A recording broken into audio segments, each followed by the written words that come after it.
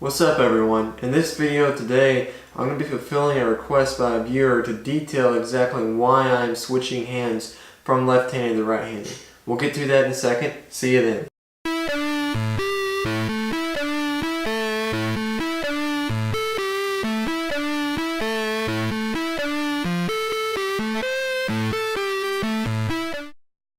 Alright, so thanks for another really good video idea. I appreciate the ideas. Keep pumping those in. I love getting video ideas from you guys, hearing what you guys want to see me make and talk about so that I can make sure I'm getting helpful information out to you guys. So let's go ahead and jump right into the topic today, which is why I am switching hands. So I've started this series, Switching Hands, on this channel to detail exactly my journey as I'm going through it, but I haven't exactly specified why yet, which that's the purpose of this video. So about 2 years ago, I had an injury where I partially dislocated my right rotator cuff and inflamed the pronator. Now your pronator is simply what controls the movements of your wrist and your hand and your fingers. So the part that basically would control me gripping the forearm and shooting.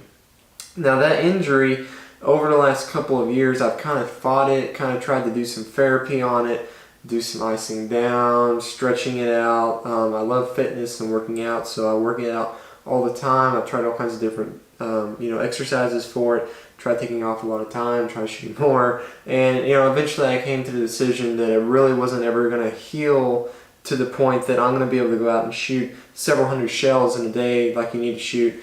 You have to have the ability to shoot that in competition. So I decided that it was best that if I still wanted to be a shooter, which I do, then I'm going to have to switch hands to being a right-handed shooter. And it's kind of a unique scenario, because you would think that with it being my right shoulder and arm that's been affected, being a left-handed shooter wouldn't affect it. But what affected it the most is holding it out here on that forearm and that recoil coming back into that. So, for example, I have a precision fit stock, so I have a recoil reduction system that goes on my left shoulder. Back then, obviously it's my right shoulder now, I've changed hands, but back then it was my left shoulder to take out some of the recoil, most of the recoil that comes back. But whenever you're out here on the forearm, you don't really have any recoil reduction. And this wrist and this elbow and the shoulder in particular are getting quite a bit of recoil. So that, over a buildup of a significant number of shells kind of wears the injury down. So I decided to go ahead and switch hands to being a right-handed shooter. Now, to back up a little bit further, whenever I first started shooting, I actually switched hands too. So I started, the first few shells, basically, probably the first couple thousand shells in my shooting career, I started shooting those right-handed, and then I decided that, I found out I was left-eye dominant, so I needed to switch hands. So I went ahead and switched hands. But I was switching to my dominant eye then. So now the trick is this time switching to my non-dominant eye, which I'll link a video that I talked about the difference between shooting for your non-dominant and dominant eye if you're curious about that. I'll link the video at the end of this one so you can go right to that if you want to. But that's basically why I'm switching hands, is the injury.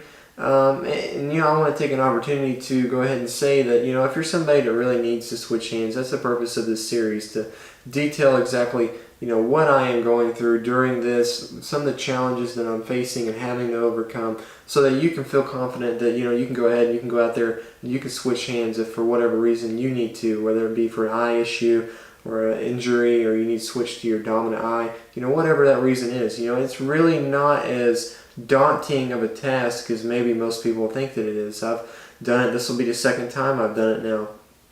And the main thing is getting your gun fit very well. It's very important, and then getting used to it physically. So it's the same mechanics. There are some nuances to shooting with your non-dominant eye that you have to understand, and I really covered those in detail in that dominant versus non-dominant eye that I talked about, that video that I made there. We'll discuss that in detail. So there are some nuances to it, but really as long as you go into it understanding what you need to do, then you're going to have the opportunity to be successful and be a great shooter, whether you're shooting with your dominant hand or your off hand, or your dominant eye or off eye.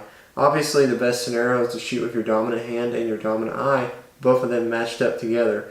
But if you're not able to do that scenario, like for my instance, because of this injury, doesn't mean you can't be a really good shooter. It just means that you're going to have to understand the challenges that are going to come your way so that you can be ready to face those and overcome those eventually. So thank you guys so much for watching today. I appreciate it. Thanks for this video idea. I hope this kind of fills in and kind of connects the dots on why I am changing hands for you. and kind of give you some further purpose for this series. I hope this series is encouraging to you guys, those of you that need to switch hands for whatever the case may be, that you can get in there and get it done. So thanks for watching. You can subscribe to my channel here. I'd appreciate it if you did that. You can check out these 2 new videos here. Right here is the video that I talked about shooting with the dominant eye versus the non-dominant eye. Thanks for watching. We'll see you next time. Have a great rest of your day.